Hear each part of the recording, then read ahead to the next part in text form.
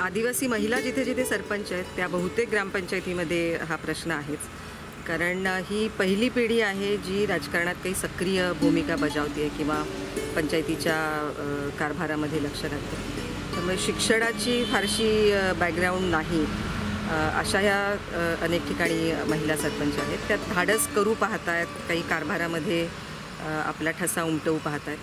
पण त्यांना ग्रामस्थांमध्ये तर साथ देण्याचं धोरण बाजूलाच राहिलं. ग्रामसेवक ज्यांनी खरं तर सरपंचांच्या मदतीसाठी त्या ग्रामपंचायतीमध्ये काम करायचं ते ग्रामसेवक देखील यांना नाडतानाच दिसतात.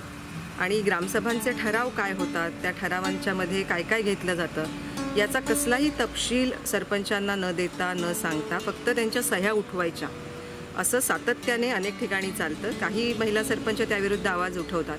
पळसच्या ज्या सरपंच आहेत वाघमारेताई, त्यांनी तो असा आवाज उठवण्याचं धाडस दाखवलं आहे. सरपंच आहे तर गरमशेक अजिबात मला कागद देत नाही, अजिबात ठराव मागितलं का देत नाही, माहिती पण नाही अजिबात. राग आलेला तर राजीनामा द्यायला गेलेलो मी.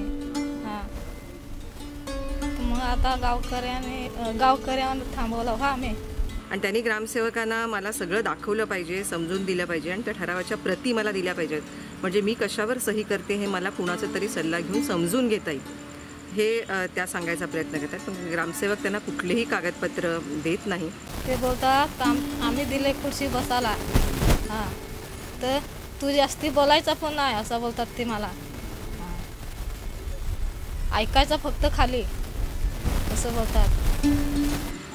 या पंचायतीच्या ग्रामसेवकांशी याबद्दल प्रत्यक्ष बोलणं झालेलं आहे आणि यापुढे देऊ असं त्यांनी म्हटलं आहे. पण अजूनपर्यंत तरी कालच ग्रामसभा झाली आहे, पण त्या ग्रामसभेनंतरसुद्धा कुठलेही तपशील, ठराव किंवा डॉक्युमेंट्स हे या सरपंचांना देण्यात आलेले नाही.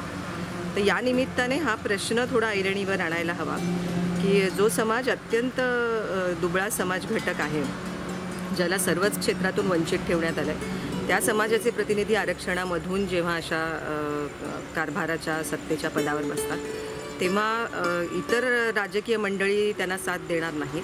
पण सरकारचे जे प्रतिनिधी आहेत त्या ग्रामसेवकांनी आणि संपूर्णच विकास यंत्रणेने अशा महिला सरपंचांना विशेष साथ दिली पाहिजे. पण ती देत नाहीत याबद्दलची तक्रार खरं तर नोंदवायला हवं. आणि म्हणून या निमित्ताने हा आवाज ज्या सरपंचांनी उठवला आहे त्यांना संघटनेची पूर्ण साथ आहे आणि इथून पुढे सगळ्या कारभारात ग्रामसेवकांचं त्यांना योग्य ते सहकार्य मिळेल अशी आम्ही आशा बाळगतो. ते नाही मिळालं तर कायद्याचा बडगा त्यांच्यावर कसा वापरायचा हे आम्हाला पाहावंच.